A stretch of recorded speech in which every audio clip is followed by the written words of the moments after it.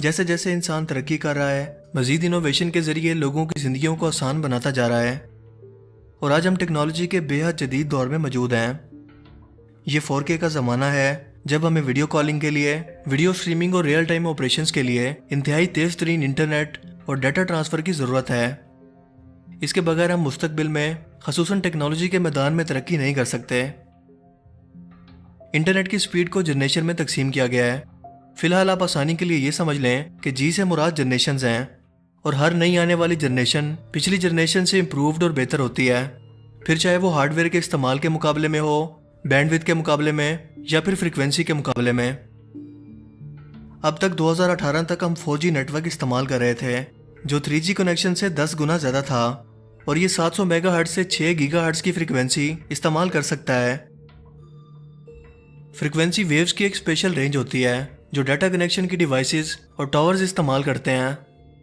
4G connection की wave ज़्यादा frequency की नहीं होती, लिहाजा ये दूर तक सफ़र कर सकती हैं, जिसका मतलब ये है कि 4G कनेक्शन को चलाने के लिए ज़्यादा एंटीनास की ज़रूरत नहीं होती कि जगह जगह पर इन्हें लगाकर इस फ्रीक्वेंसी को बढ़ाया जाए।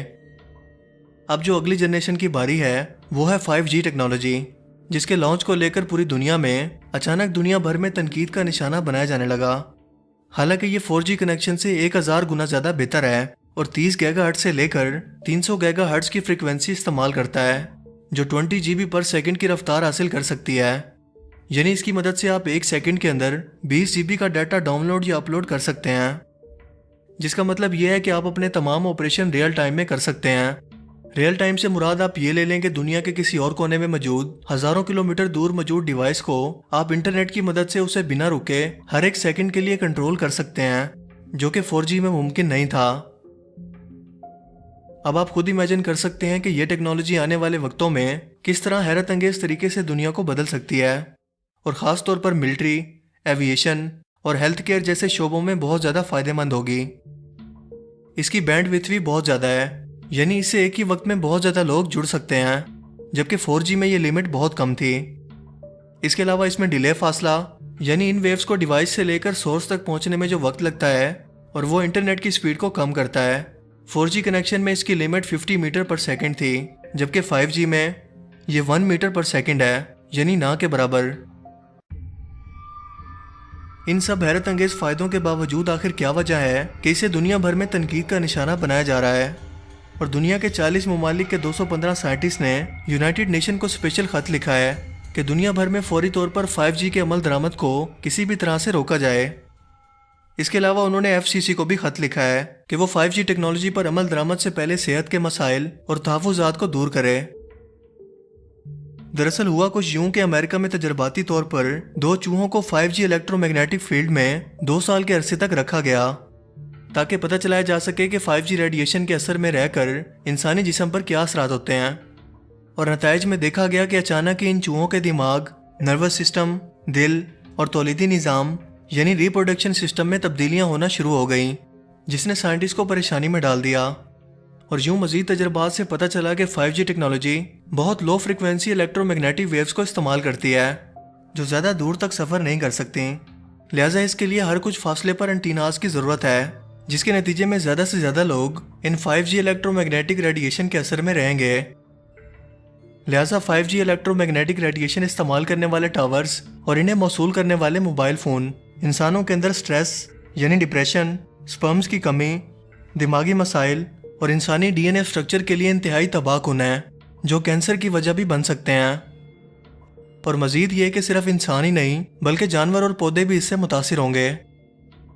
लेकिन अगर गवर्नमेंट इदारों की रिपोर्ट्स की बात करें तो वहाँ आपको सब कुछ अच्छा ही नज़र आएगा, और वो हमेशा आपको यही यकीन दिलाते नज़र आएंगे कि ये इंसानों के लिए हर तरह से बिल्कुल सेफ़ है। और इसकी जाहिर सी वजह यही है कि गवर्नमेंट अपने मुल्क में 5G टेक्नोलॉजी पर इन्वेस्टमेंट करवाना चाहती है। इसके अलावा हम ज़्यादातर ममालिक में देखते भी हैं कि टेलीकॉम कंपनियों को गवर्नमेंट ही ऑन करती है। 2020 तक पूरी दुनिया के अंदर 5G टेक्नोलॉजी को लॉन्च करने का प्लान बना लिया गया है। सबसे पहले इसे जर्मनी में लॉन्च किया जाएगा, मगर यहाँ भी पहले BSF, जो रेडिएशन से तहफ़्फ़ुज़ का इदारा है, इसे 5G टावर से खारिज होने वाली रेडिएशन से मुतल्लिक तहकीकात करने का मुतालबा किया गया है। और अब आते हैं सबसे अहम मुद्दे की तरफ कि आखिर इस सब का इलाज क्या है, इन रेडिएशन से बचा कैसे जा सकता है।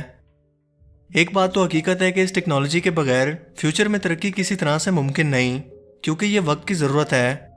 लेकिन अगर हम इससे बचना चाहते हैं तो इतना कर सकते हैं कि अपने फ़ोन का इस्तेमाल कम से कम करें, यानी सिर्फ ज़रूरत के वक्त।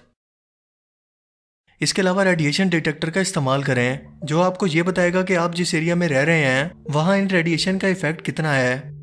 अगर ये ज़्यादा हो तो आप वो जगह छोड़कर इससे दूर जा सकते हैं।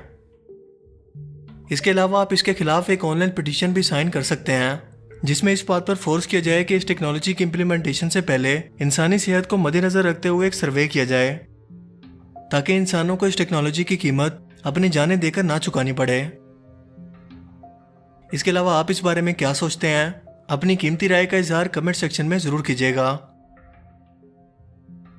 मुझे उम्मीद है कि आज का ये वीडियो आपको पसंद आया होगा और इससे नया कुछ ज़रूर सीखने को मिला होगा। अगर आपको ये वीडियो अच्छा लगा तो इसे लाइक कीजिए और मज़ीद इस तरह की इन्फॉर्मेटिव वीडियोस के लिए इस चैनल को ज़रूर सब्सक्राइब करें। अब मैं मिलूंगा आपको एक नई इंटरेस्टिंग वीडियो में, तब तक के लिए अपना बहुत सा ख्याल रखिएगा। Thanks for watching this video. अल्लाह हाफिज़।